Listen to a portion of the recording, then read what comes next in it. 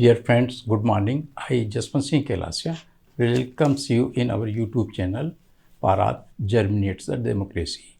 We have a Hindi YouTube channel also. Its name is Parat Loktantra Ka Ankuran. We are also available in different social media platforms. You can see them in the description.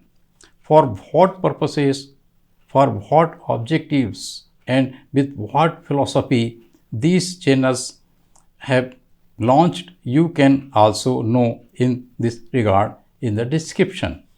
It is requested that do not focus on the quality of our presentation, but kindly please focus on the depthness of the subject matters and issues we discuss. If you think that our channel is putting forward some revolutionary, basic and fundamental ideas and increasing your knowledge, then kindly please subscribe, like and share our channel. Also press the bell icon button so that you can get notifications for our new videos.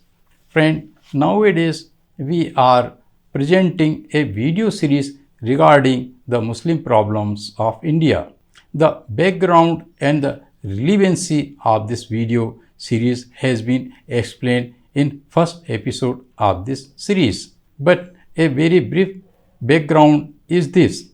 A stalwart of Dalit Muslim unity and brotherhood, Mr. V.T. Rajsekhar, about 33 years back, attended a 2-day national seminar in New Delhi, organized by some Muslim intellectuals. In this seminar, he presented a paper.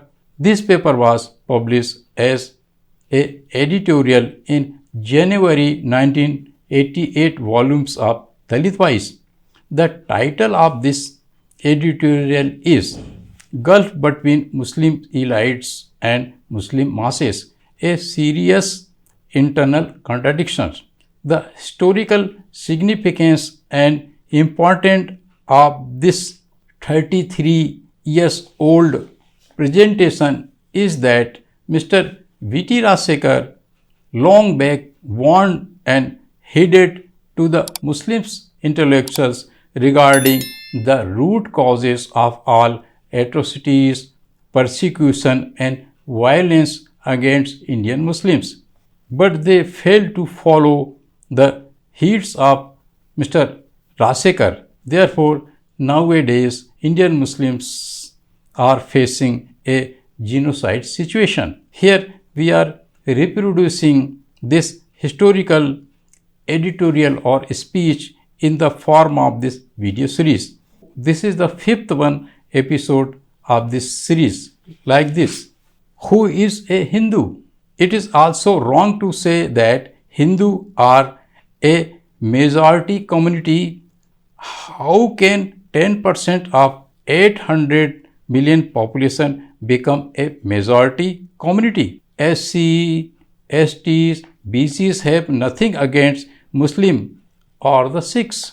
It is only the tiny Nazi sections among upper caste who are behind the whole game. So instead of calling it a Hindu Muslim rights, the right expression is upper caste Muslim clash. Whether the Muslims are now using the word Hindu, they must replace by it upper caste.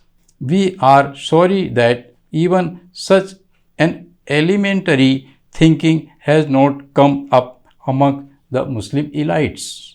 By calling scheduled castes, scheduled tribes, backward castes as Hindu, the Muslim elites are confusing everybody, including themselves, and antagonizing a large section of innocent Indian population. This is yet another proof of the failure of the Muslim elites to identify the enemy. They have failed to identify the enemy because they have failed to find out their own mistakes. Heart to heart the Muslim may have a soft corner for scheduled caste, scheduled tribe and backward castes, but that is not enough. No concrete step has been taken to transform their sympathy into an action-packed program and to befriend the allies.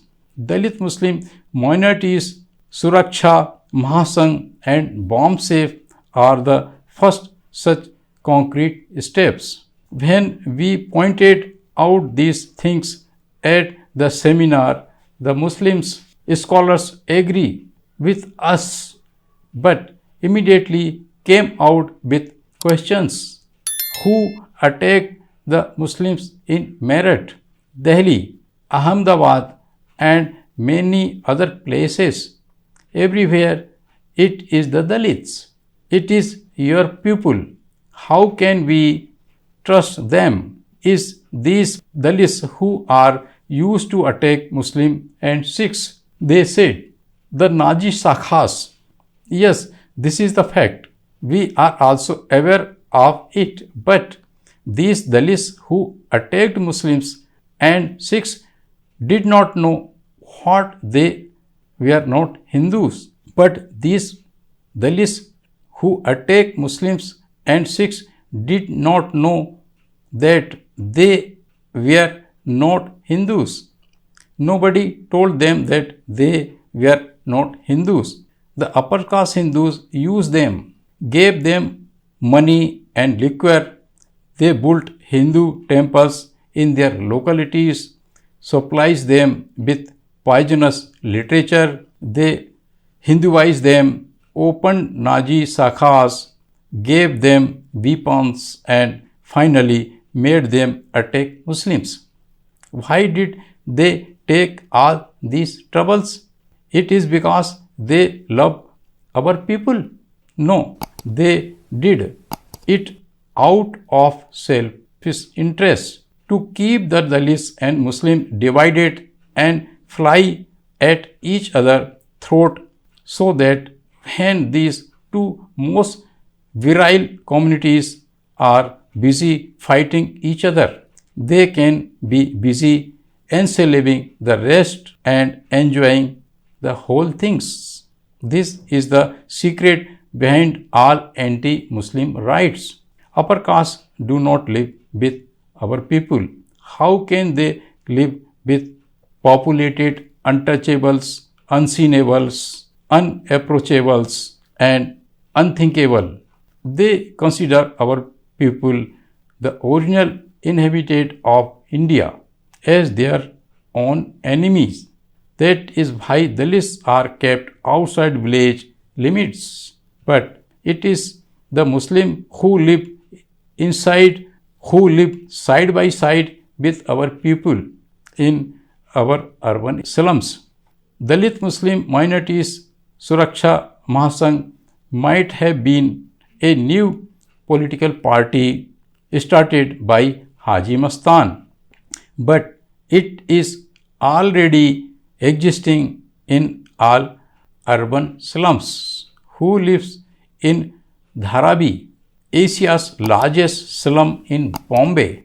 Tamil Muslims and the Tamil Dalits, when upper castes who do not live with our people and who consider us as their enemies, can come all the way to our slum areas, establish Nazi Sakhas, brainwash our people against Muslims, distribute poisonous literature, supply them weapons. What are the Muslims doing who are living side by side with our people from years? Dear friends, with this we conclude the 5th episode of this series. Thanks for being with us and viewing the full videos. Thanks again.